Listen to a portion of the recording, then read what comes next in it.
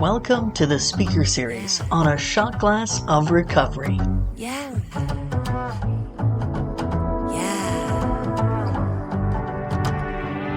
You get a house, you get a car, then you start thinking that's all you are, but you don't know the truth. So let me spell it out for you.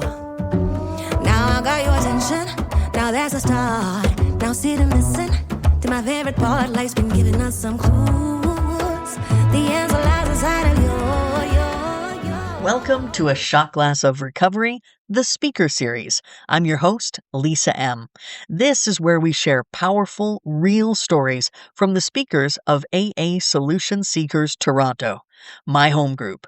People who are living the solution and walking the path of recovery one day at a time. If something you hear here resonates with you, we invite you to show your support by dropping $1 or $2 into our PayPal virtual basket. It helps us keep carrying the message and making these recordings available to others who may need them. Now let's get into today's speaker. Hello, everyone. My name is Sunshine. I am an alcoholic. I want to start out by saying thank you to Stacy, who's not able to be here with us tonight, for inviting me to speak at this group. And actually, it's not even really to speak, but it is indeed to share my experience, my strength, and my hope. As someone who is in recovery and who, as the book says, has recovered from a seemingly hopeless state of mind and body, I want to start out by welcoming the newcomers, anyone who is new to Alcoholics Anonymous, and simply share with you that AA works. This way of living works. It is actually a way of life, not necessarily just a program that we do, and then when we're finished with the program, we're finished with the program. No, indeed, Alcoholics Anonymous is a way of life, and as a result of learning this way of living, I have a life today beyond my wildest drunken dreams. And I'm so excited to share with you a little bit about what it was like and what happened and what it's like now. And as I do that, I am inviting each of you to listen for the similarities and not the differences. Yeah, I was born in a place maybe you may and may not have been born in. You know, my hair is curly, you may not have curly hair. My skin color may be different. My accent may be different than yours, and all of that is important and not important all at the same time. What matters and what I'm inviting you to listen for is the similarities on the feelings. And if you feel the same way, then maybe this program can help you too. So, yeah, I was born and raised in the Bronx, and my family was among the many, many families that drank. And coming from a Puerto Rican background, our island is known for Bacardi, for introducing the world to a rum that has been at many, many tables and that many people, even probably at this meeting, have partaken in. And if you be alcoholic like I am bodily and mentally different than my fellows. My body does not process alcohol in a way that normal people process it and just let it out of their system. I have what develops is this phenomenon of craving, this craving that once I have a drink, any drink in my body, it does not just flush through like everybody else. It, in fact, stays in my system and creates a craving for more, more, and more. And I don't stop until I'm stopped. For me, I'm the type of alcoholic who also engaged in other things. And what I can tell you is this. Today, what I know is that alcohol is not my problem. You know, we're taught in the rooms that 95% of our problem is our thinking and 5% is our drinking. alcohol became the solution or my go-to for my daily living problems. And that was quite evident when I wanted to celebrate. I drink. When I was angry, I drink. When I'm sad, I drink. It became, if I didn't have money, I drank. If I had money, I drank. Taking a trip, not taking a trip. I drank pretty much as I could, as often as I could, until it stopped working. I was about 23 years old when alcohol stopped working for me. And I can tell you that I went to any lengths for my drinking. I did things that most people would be ashamed to speak. But as a result of Alcoholics Anonymous, I don't regret the past and I don't wish to shut the door on it. I just know that it's no longer what I partake in and no longer what I do in my living. So it was about I was about the age of 21, 22 when I was introduced to Alcoholics Anonymous. One of my coworkers was a member of Alcoholics Anonymous, and I came to work loaded. And he told me that I was loaded, and I denied that I was loaded and under the influence of alcohol and other things. And he made me promise that I would go to some meetings. And in my alcoholic mind, I thought I was getting a promotion because he wanted me to go to some meetings. I had no clue what he was talking about. And I remember one Friday afternoon, it had just gotten paid. I was on my way out the door to hit the liquor store to get on the subway to head from Manhattan to the Bronx. And I feel a tap on my shoulder.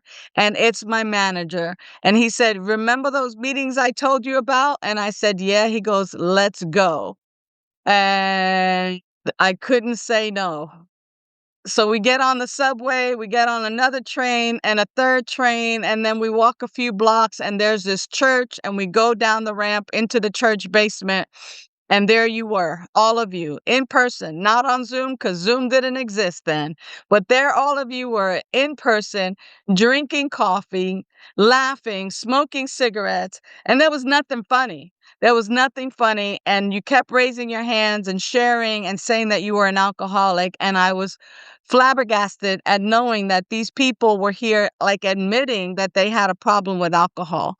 And because I thought you had because you were saying you had a problem with alcohol and because you were saying you were alcoholic, I figured that there was something in the coffee and I wanted to find out what it was. And I was trying to figure out who had the stash because, again, y'all were laughing and there was nothing funny about what you were saying. It was just a lot of, I'm sober today or I'm struggling and things of that nature.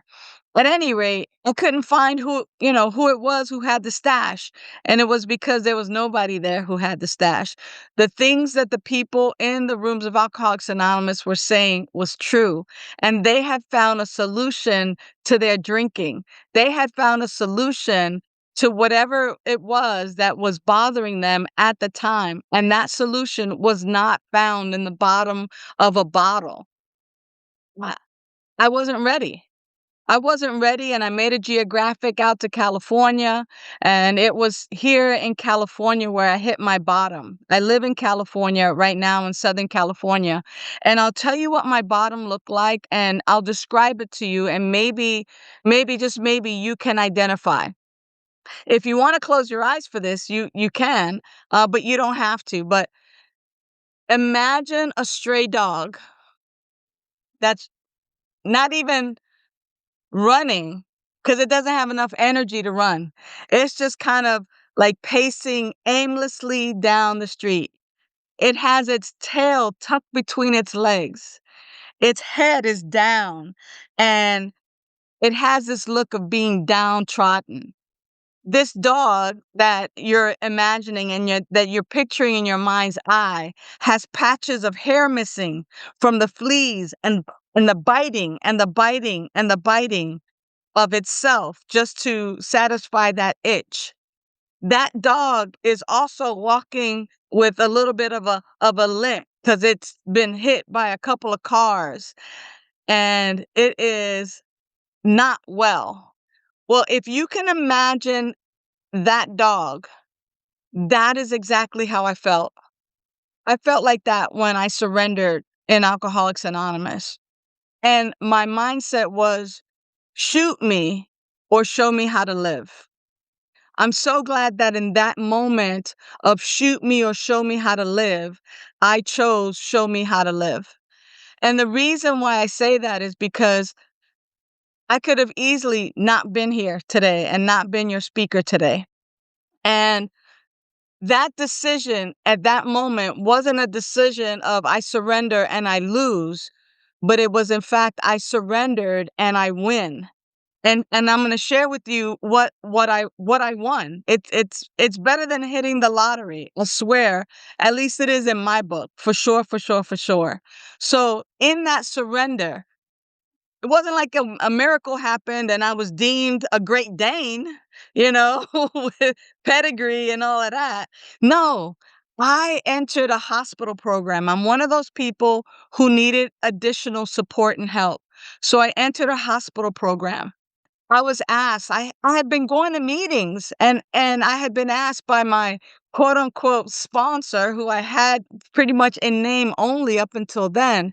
She asked me if I was willing to go to any lengths. Because when I came to a few days later in that hospital bed, in that hospital program, in that detox, in that recovery facility, I called and I said, "Hey, I'm here. What do I do?" And she wanted to know two things. Are you tired? And yes, I was tired. As I described that stray dog, I was tired. And then she asked me if I was willing to go to any lengths for my sobriety and my recovery. And the answer was yes. And it was in my sacred yes. It was in that yes, beyond a shadow of a doubt, that I was done. From there, I went to a women's recovery place for 3 months. And then after I got out, my sponsor and I embarked on a program of recovery that is only outlined in the book Alcoholics Anonymous. And it was there that we took that book, which, by the way, is a textbook. And a textbook, if you remember from your school days, a textbook is meant to be studied. And so we studied the book Alcoholics Anonymous. We opened it up. As soon as we cracked open that binder on the back, soon as I cracked it open, she says, "Okay, what do you see?" And the page was blank. I was like, "Nothing, lovey. There's nothing." And she goes, "That's right. You know nothing." You know nothing. And what you are about to embark upon is reading the words that are in black print on the white pages. And you're about to learn a program of recovery. And as we turn the page, I had the third edition. And so that third edition had the circle and the triangle.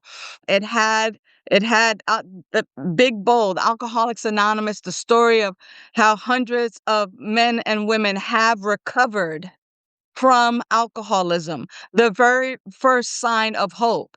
How hundreds of men and women have recovered from alcoholism. Wow, there's hope. I can recover. If these 100 people did it, if hundreds of people are doing it, it's possible for me too. And then it was the triangle, the recovery, the service, and the fellowship, which are important. It's an equilateral triangle, meaning that all three aspects of our program are of importance. They have equal weight in AA. We read the preface, and in the beginning, in that preface, it shared how the purpose of the book Alcoholics Anonymous is to show us precisely, and those words are italicized, to show us precisely how to recover, which means exactly how to recover. And I don't know about you, but back in the day, I don't know if you know this is really what I mean to say, but back in the day when they printed books, it was an effort, and they had these little dies that were all the letters of the alphabet, and they would put together words before it goes onto the printing press. And to put things in italics meant that You spent a little extra money. And italicis, the purpose of the italicis is to say, pay attention to this. This is important. And in the preface, it said that the purpose of this book is precisely to show us how to recover. The book later on tells us is that the purpose of the book is to put us in touch with the power greater than ourselves, that is the solution to all of our daily living challenges and all of our daily living problems. In the doctor's opinion, it tells me that I am restless, irritable, and discontent until I can feel the relief that comes at once from taking a drink. Or, or if I don't succumb to that first drink and then other drinks and emerge remorsefully, that there's a way out. Or I can experience a psychic change. And that psychic change is simply a change of mind. And what I want to share with you is that change of mind is really more of a change of heart, that I begin to see myself not as a person who's out there on the streets with the shenanigans and the drinking and everything else that goes along with it, but that I begin to see myself and even as the possibility of sobriety, of recovery, that I can begin to envision and picture myself as someone who lives one day at a time, higher powered and not alcohol powered. And that is the psychic change. And that this psychic change comes as what the book also calls a spiritual awakening or a spiritual experience. And that happens for most of us because we've learned a certain way of being. In other words, we become acculturated. We learn a way of living one day at a time without picking up that drink. And that as we go one day at a time and one day at a time and one day at a time, how that adds up, and all of a sudden, who I was and who I am has changed. And that spiritual awakening or that spiritual experience is of the educational variety. But that absolutely is necessary if I am to recover. Now, what I have experienced, and I'll share with you this, my sobriety date is January the 10th, 1987. I'm celebrating 39 years of sobriety.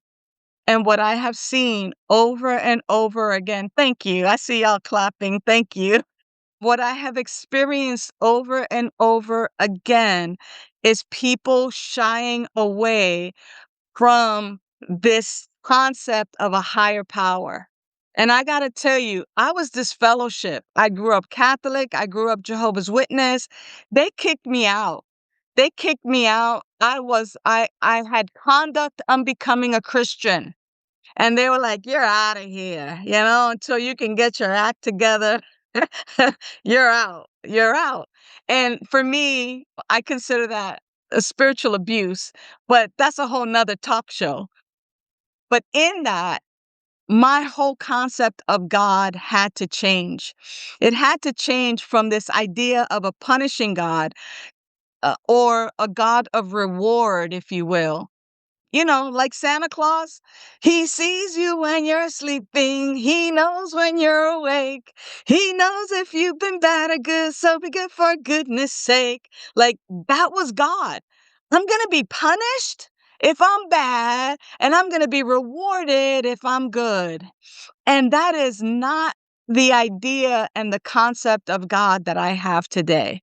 And I knew that I had to start like step 2 and step 3, coming to believe that there's a power greater than myself that can restore me to sanity, that I don't have to do the same thing over and over again, expecting different results, that I could actually lean in and trust a loving, kind, amazing spiritual power and presence, that it doesn't have to be the God that I quote unquote grew up with or my parents' idea of God. I didn't know that I had a misunderstanding of God. Step 3 says, God as we understood God. But for most of us, it's God as we misunderstood God.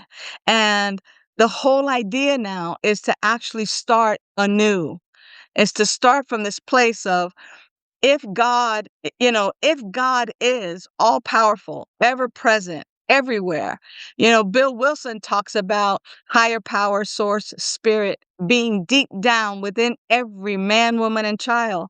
That's on page 55 of the book Alcoholics Anonymous. And later on that page, he says, though this idea of God may be covered up by calamity and pomp and circumstance, it is only deep within where the great reality can be found. And if you notice, capital G, capital R, Bill Wilson was brilliant in that he used all these names: infinite intelligent, broad highway, great reality, spirit, universal presence. He used all of these words to mean higher power, to mean God, so that as many people as possible could, in fact, draw near and begin to explore freely this idea of God.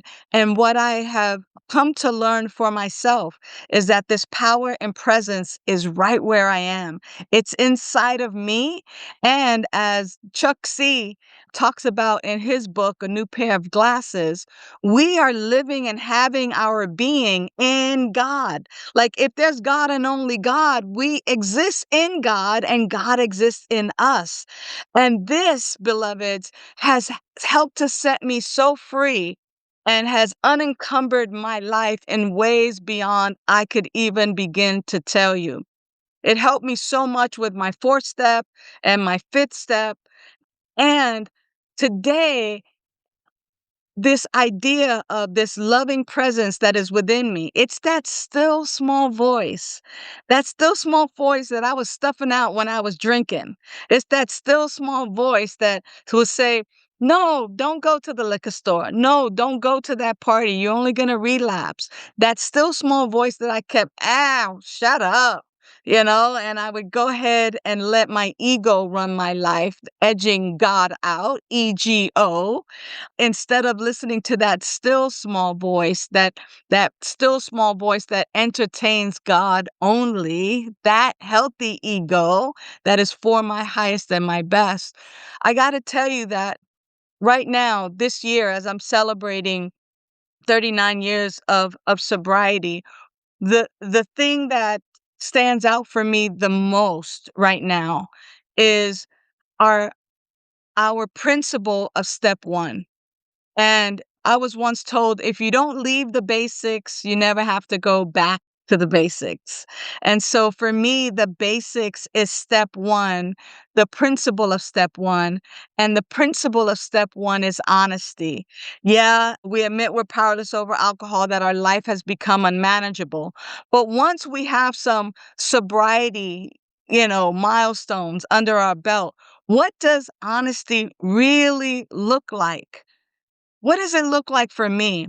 And I got to tell you that honesty isn't just about telling the truth to others. It's about becoming truthful with myself and with spirit, with infinite intelligence, and with you, being honest with you. And we hear in the rooms all the time rigorous honesty. And and and what does that mean? What is rigorous honesty all about? Not just honesty, rigorous honesty. And I think for me, after having gone through the steps for quite some time, as I'm landing back on the basic principle of step one of honesty, for many of us, at least it was for me, it was the first time that I actually spoke my truth out loud.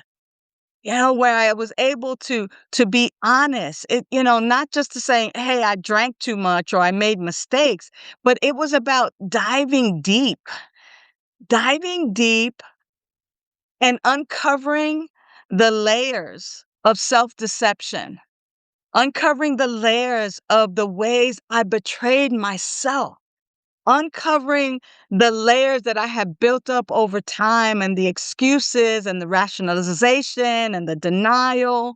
It's the kind of truth telling that clears the soul, We have this promise of living happy, joyous, and free. And today, as a result of going deeper in that rigorous honesty, I can say I feel so much lighter and unencumbered because those truths have come out over and over and over again. I mean, it's more than not being dishonest because, there's overt lies, there's covert lies, there's all these ways that, I mean, we even label them so cute. Oh, it was just a little white lie.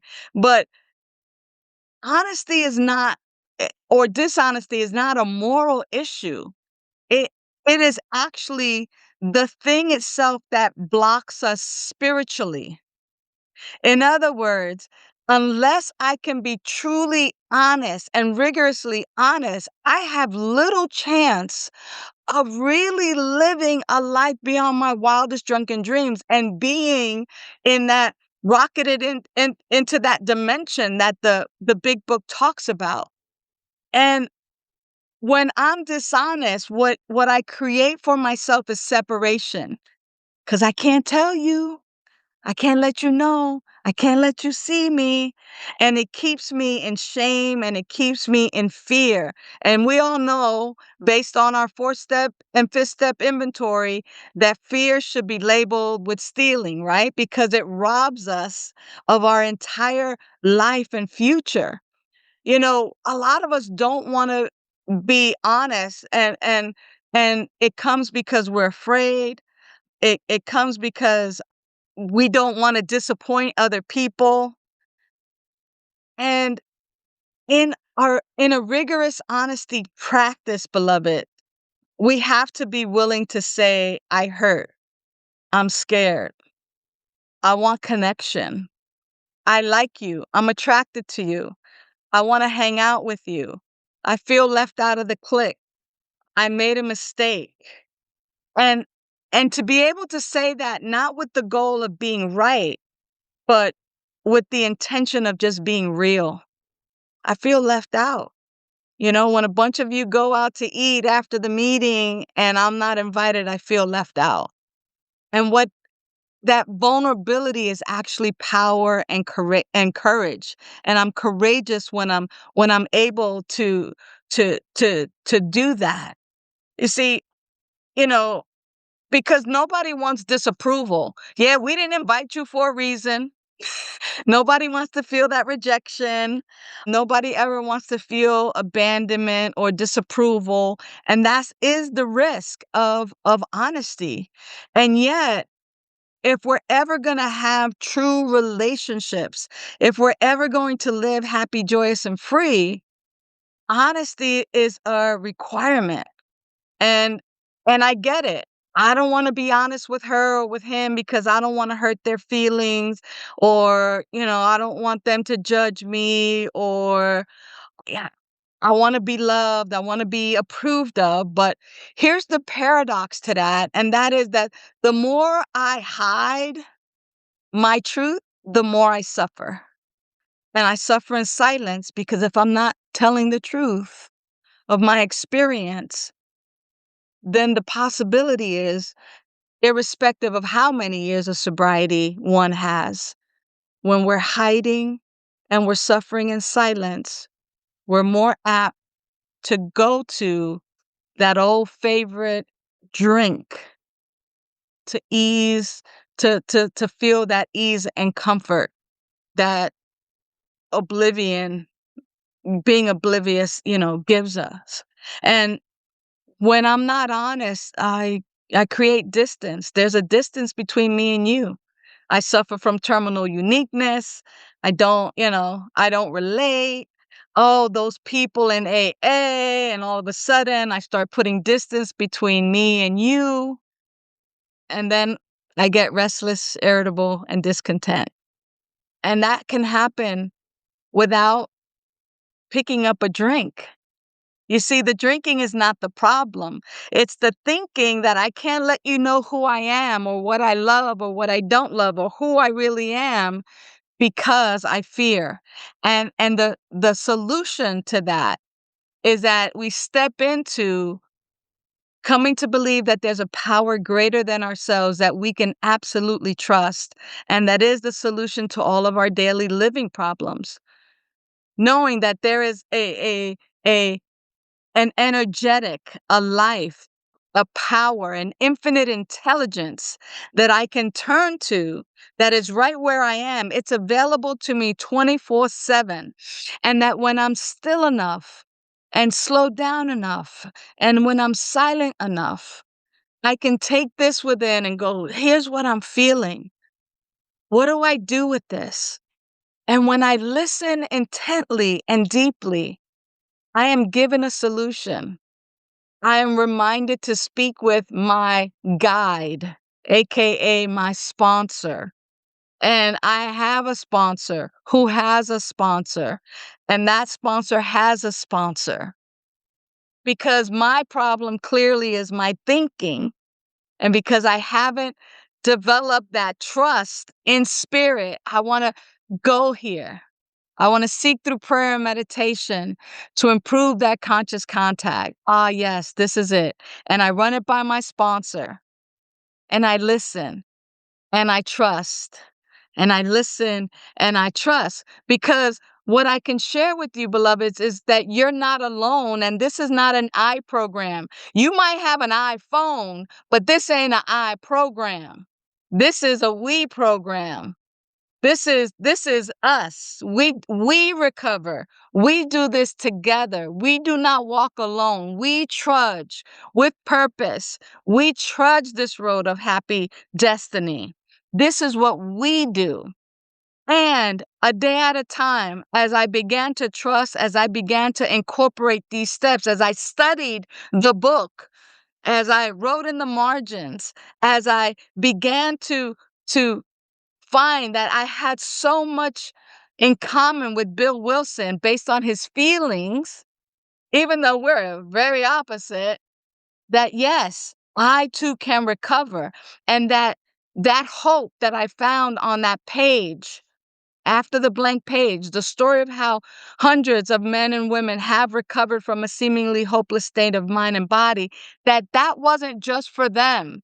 It just wasn't for white people. It just wasn't for men. It just wasn't, for stockbrokers. It just wasn't for people who lived in Akron, Ohio, or New York. It is available to all of us. And when I use it, when I use the steps, wow, you know, today, for the most part, I can tell you, I travel. I love traveling. I go on snorkel trips. Are you kidding me? Like this kid from the Bronx, I've traveled the world. I've been on so many continents, and and and and it's been for fun.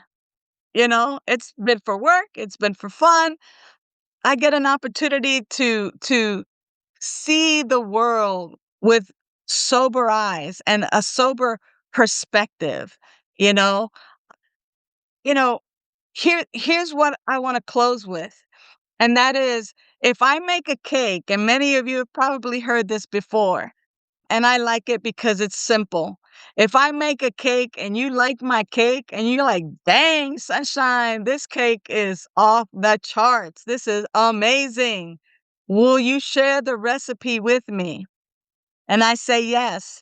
And I take the time to write out that recipe for you, or type it out for you, or email it to you, or send it to you. And you take it home. And you're like, yo, I'm going to make some sunshine cake today. Yep. That's exactly what I'm going to do. And it says, use 2 cups of milk. And you go, milk? I'm lactose intolerant. I'm going to use orange juice. And it says, use a pinch of sugar. You're like, sugar? I love sugar. I'm going to use a cup of sugar instead. And you begin to tweak a few things and skip some steps and change a few key ingredients to fit your flavor. Well, you don't get the same cake. Why? Because you didn't follow the recipe. And for me, Alcoholics Anonymous is a recipe for life. It's a recipe for living a life beyond my wildest drunken dreams. And when we try to make shortcuts of our program, even though it says suggestions, it, it used to say must before it was edited. These are the things we must do. But it got changed because alcoholics can be a little bit knucklehead, hard-headed, and they were afraid that people wouldn't take it, and so they asked Bill to change it. These are suggested as a program of recovery. No, but there are some must there, and if we look throughout the book, I think there's at least I can't even remember 44 must things that we must do, and if you take the recipe and make it your own, you're not going to get the same results. And it's the same with Alcoholics Anonymous. The first 100 men and women painstakingly made sure that we had a recipe for life. And what we get to do is follow it. We get to follow that recipe. And when we follow those instructions, we get to live a life that is so filled with so many gifts, things that probably you would never, ever think would happen. But here's the thing. You can't receive clarity if you're still in denial. And spirit moves, aka God moves, in, through, and as you when truth is welcomed. If I don't admit there's a problem, step one, I can't address the problem or deal with it or address it. So, one of the greatest gifts that I have received in sobriety is the capacity to live a more truthful life today. And it's not perfect. I can tell you that there are still times where I outright lie. And that's because I'm not trusting infinite spirit. I'm trusting my finite self. And for me to say otherwise would be for me to be lying to you. Yeah, it still happens today, whether they're small ones or big ones. The size doesn't matter here. What matters is the direction that I'm facing. I'm facing the truth. I'm facing in that direction so that I can continue a little bit at a time, progress, not perfection. But I thought that, today, especially being in the month of January, a lot of people are starting their steps all over again. And there is such a powerful message about the principle of honesty. And I did not want to let this opportunity go by without at least really bringing to light what an honesty practice has done for me in sobriety, in my recovery, and how amazing my life is as a result of it. So, if you're ready, if you want what we have, I'm going to invite you to go deeper. I'm going to invite you to get with your sponsor and get with your tribe and your clan and your peeps and start a rigorous honesty practice for yourself. Well, my time is up, beloveds. It has been a complete joy being here with you this evening, and I appreciate your time and your energy and your love. Thank you so much again for allowing me to share my experience, strength, and hope with you all. Just a quick reminder to subscribe, like, or follow if you like the show on any of your favorite listening platforms. If you like the speakers and other content on the podcast, please show us some love by leaving a review and consider making a PayPal contribution to help keep the show going at paypal.me/a shot glass of recovery. Every dollar makes a difference, and we thank you. Our speakers come from my AA home group, AA Solution Seekers. We meet every day at 7 a.m., so pop in sometime and say hello. Until next time, thanks for joining me on A Shot Glass of Recovery. Everything you do, the answer lies inside you.